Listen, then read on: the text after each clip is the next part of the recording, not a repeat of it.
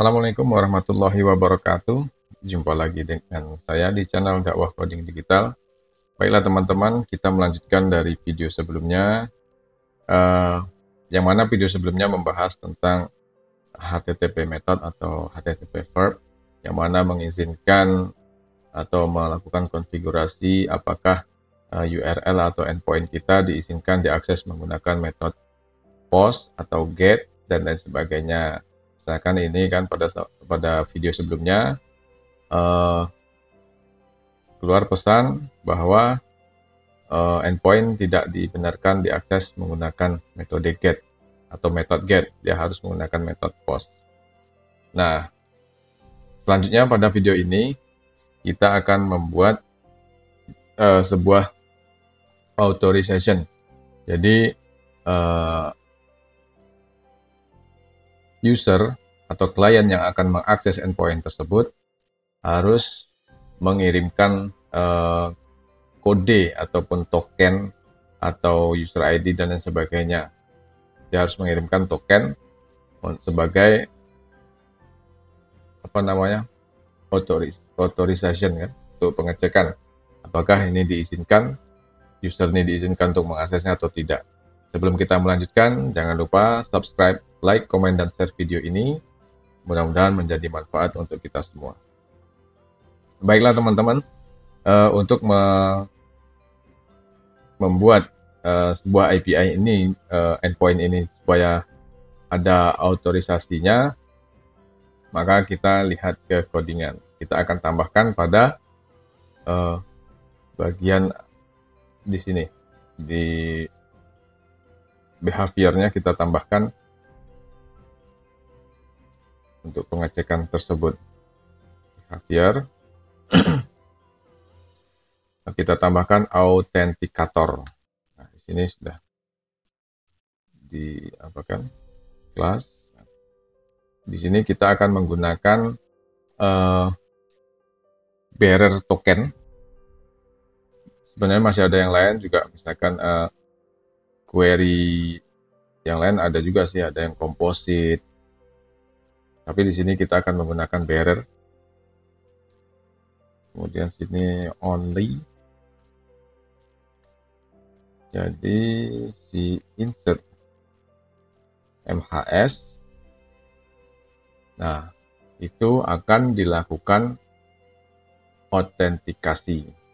Jadi maksudnya si endpoint insert MHS hanya dapat diakses setelah autentikasi menggunakan bearer token. Seperti itu. Nah, setelah ditambahkan konfigurasi ini, apa yang terjadi dengan endpoint yang sudah kita bikin? Mari kita lihat. Nah, pada sebelumnya, karena metode HTTP metodenya GET, yang disettingkan adalah POST, kita panggil dengan GET, maka pesannya seperti ini, method not allow.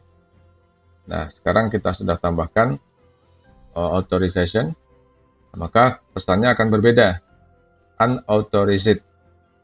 Your request was made with invalid credential.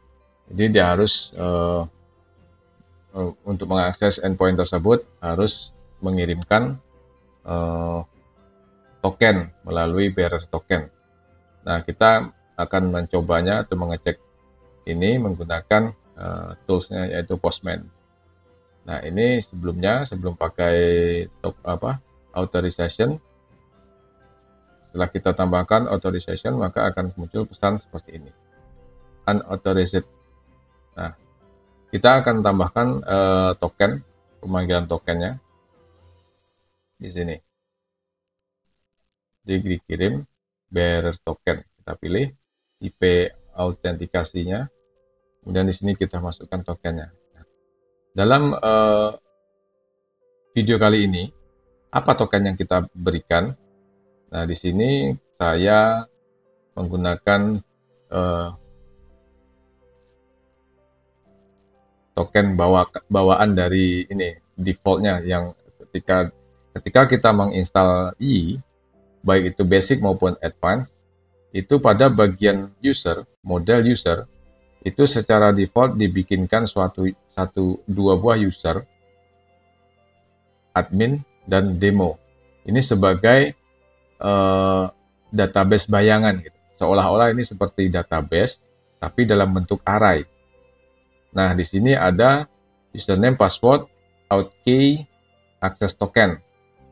Nah, sementara itu, pada bagian bawahnya, secara default, Yi sudah menyediakan untuk mengidentifikasi user berdasarkan token. Jadi ketika si klien atau user di sini di endpoint API ini sudah ditambahkan untuk autentikasi menggunakan bearer, maka secara otomatis dia akan menggunakan ini,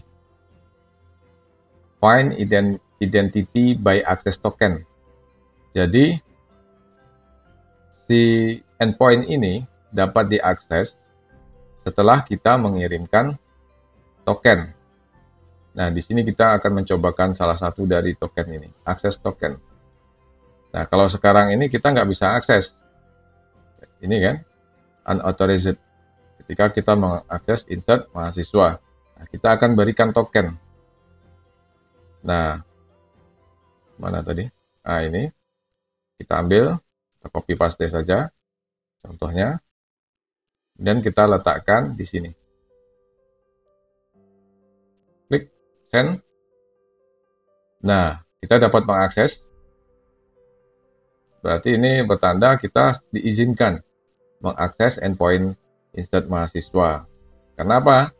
Karena kita sudah mengirimkan token. Token ini ada dalam database-nya ini, dalam database bayangan. Ini database simulasi atau bayangan, itu dibikin dalam bentuk array. Jadi dia sudah ada di sini, token S101 token. Misalkan kita edit, ini kita tambahkan ABC. Apakah kita masih bisa mengaksesnya?